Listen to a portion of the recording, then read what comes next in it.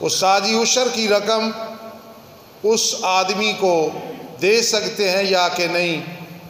جی، اس طرح سوال کا مقصد یہ ہے کہ اگر عشر کی رقم سے صفیں لے کر مسجد میں دیں، بھائی عشر مسجد میں نہیں لگتا، لیکن آگے لکھا ہے کہ اگر طالب علم ہی پڑھتے ہوں تو وہ پھر چونکہ مدرسے کا کام ہے، طالب علم ہی پڑھیں، نماز کے لیے نہ ہو، تو عشر کی رقم سے انہیں لے کے دینا مسجد میں صفیں، یہ جائز ہے۔ سمجھ لینا، نہ ہے تو بعد میں پوچھ لیں۔ کئی لوگ کہتے ہیں حضرت خضر علیہ السلام زندہ ہیں، مختلف جگہ نظر آتے ہیں، بالکل غلط ہے، کوئی خضر علیہ السلام زندہ نہیں، ایک عیسیٰ علیہ السلام ہے جو آسمان پہ زندہ ہے۔ اور کئی لوگ کہتے ہیں حضرت الیاس علیہ السلام زندہ ہیں، بارش کے ساتھ تشریف لاتے ہیں پھر واپس چلے جاتے ہیں، یہ بھی بالکل من گھڑت بات ہے، نہیں ماننی، کوئی بارش کے ساتھ نہیں آتے، کوئی واپس نہیں جاتے۔ وما محمد الا رسول قد خلت من قبلہ الرسل، ایک عیسیٰ علیہ السلام ہیں جن کا ذکر ہے، وہ بھی آئیں گے دنیا میں، پھر تبھی موت ان پہ آئے گی، وہ رخصت ہوں گے وغیرہ۔ حضرت خضر، حضرت الیاس علیہ السلام کوئی بھی زندہ نہیں۔ موبائل فون پر اگر انسان تلاوت کرے تو بغیر وضو کے کر سکتا ہے یا کہ نہیں؟ کر سکتا ہے۔ موبائل پہ تلاوت کر رہا ہے، وضو نہیں، تو موبائل کا حکم قرآن والا نہیں، لیکن تلاوت وہ کر سکتا ہے۔ ہاں اگر وضو کر لے تو بہتر ہے، نہیں کرے تو تلاوت ہو جائے گی، لیکن خدا نخواستہ غسل فرض ہے، پھر ایسے بھی تلاوت نہیں ہوگی، کیونکہ تو ویسے بھی الفاظ نہیں پڑھنے ہیں۔ ایک آدمی کو 1,00,000 روپے میں نے بطور قرض دیا، 1 سال کے لیے میں بھول گیا، وہ باہر چلا گیا، سال کے لیے دیے، 4 سال کے بعد آیا، اس نے مجھے پیسے دیے، اب 4 سال کی زکوٰۃ کس نے دینی ہے؟ اس نے دینی ہے جس نے 1,00,000 روپے دیا تھا، یہ بھول گیا یا وہ بھول گیا۔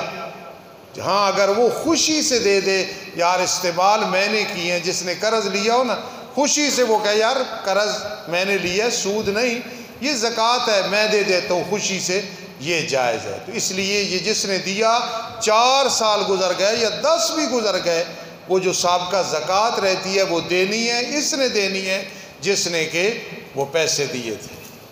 بریلوی دوست نے پوچھا ہے، ہمارے مولانا صاحب نے شیعہ کا جنازہ پڑھایا تو کچھ علماء نے کہا شیعہ کا جنازہ پڑھانے والا جسے پتہ بھی ہو کہ یہ شیعہ ہے، اس کا نکاح ٹوٹ جاتا ہے، اس میں کیا حقیقت ہے؟ بھائی یہ کسی نے مسئلہ پوچھا کہ بریلوی حضرات، تو بھائی بات یہ ہے کہ میں اور حوالہ کیا دوں؟ بریلویوں کے عالم مولانا احمد رضا خان صاحب، کیونکہ سید عنایت اللہ شاہ بخاری فرماتے تھے دوسرے کے مولوی کا نام لو تو ادب سے لو، اس لیے کہ تم اگر صحیح نہیں لوگے وہ تمہارے علماء کی توہین کریں گے۔ میں ان کی بات پہ عمل کرتے ہوئے کہہ رہا ہوں، مولانا احمد رضا خان صاحب نے فتویٰ دیا ہے، ان کا فتویٰ ہے بریلوی حضرات کا، جو شیعہ کا جنازہ پڑھائے پتہ ہو کہ شیعہ ہے تو اس کا نکاح ٹوٹ جاتا ہے۔ اگر اس میرے فتویٰ سنانے میں کوئی فرق ہو تو میں ذمہ دار ہوں۔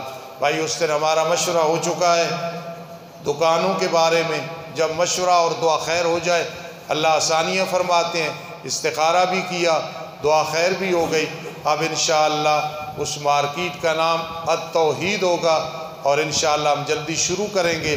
اس سے پیسے بچ گئے تو انشاءاللہ مکان بھی بنائیں گے وہاں کرائے پہ دینے کے لیے، اسی طرح عیدگاہ وغیرہ بھی، اور کم از کم 4 دیواری۔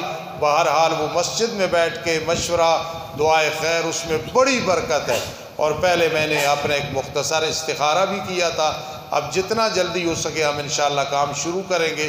کوشش ہے کہ اگلے رمضان جب میں زندگی ہوئی انشاءاللہ ہوگی تو آپ سے مطالبہ کروں کہ 1,00,000 والے کھڑے ہو تو میں کہوں کہ پہلے پیسے صرف ہو چکے ہیں، اب نیا انتظام کرو، کہو انشاءاللہ۔ سب دعا کرو گے یا کہ نہیں کرو گے؟ انشاءاللہ۔